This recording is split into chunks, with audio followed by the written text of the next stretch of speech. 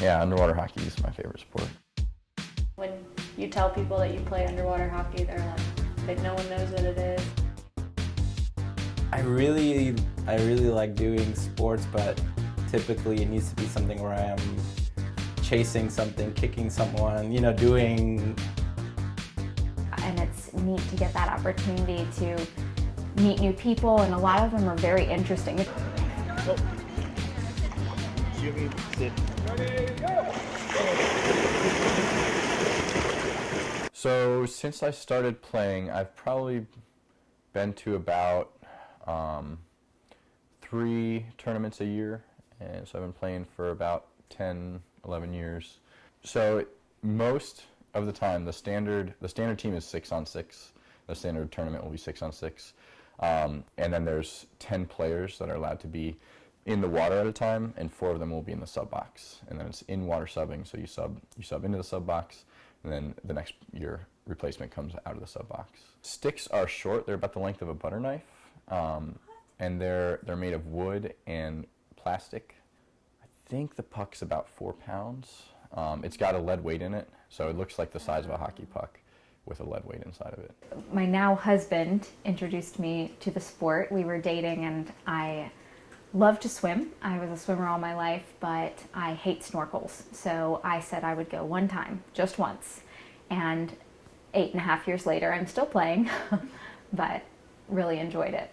Something I love about it, different than other sports, is that you're only in the game when you want to be in the game. So on another sport, if you went to try soccer for the first time and you're standing out there, the soccer ball could come to you and then people could run at you and you could be nervous. Whereas in this sport, you can float along at the surface, and then when you feel comfortable, you dive down. The puck can't come to you unless you go to it. So that's kind of nice.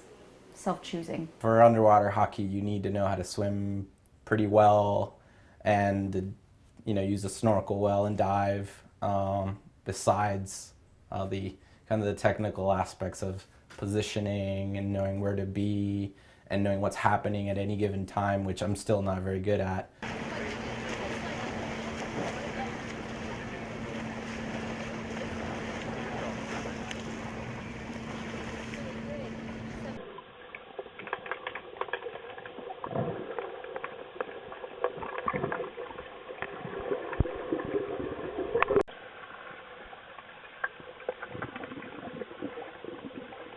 It's so hard to learn that technical side of it because you can't talk to each other while you're playing, because obviously you have a snorkel in your mouth and you're going underwater.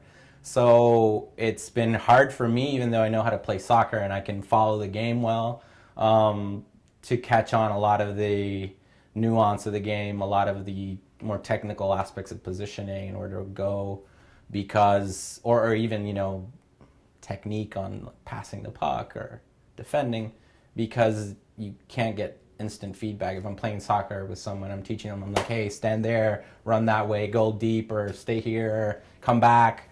Nobody can tell you anything. And so it's funny, I'll always joke with them because, somebody will score a point, then you go back to the wall and they're like, hey, remember 5 minutes ago when you were over in that side of the pool, you did this and you were supposed to do that. And it's hard to keep track. It's hard to give instant feedback to people. So there is a bit of a learning curve. I only played for like a year and I took a little time off, but I'm starting back up again. Honestly, what makes it fun, like here for me, really, was like the people that were involved in it. They're all really nice and really like helpful and friendly, and they're just like really nice people, really funny. So we were like always laughing the whole week.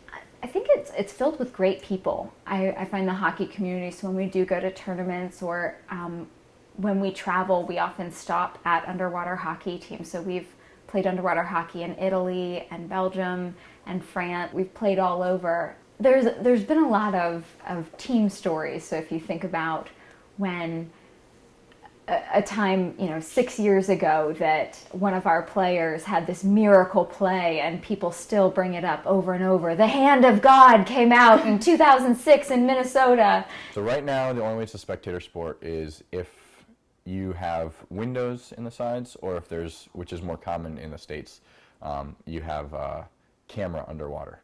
So and then you have someone filming it and it goes to a live feed, and then they put it up on a screen and you can watch it. Yeah, I think everyone should try it. It's a really good workout. At least try it once. You might like it.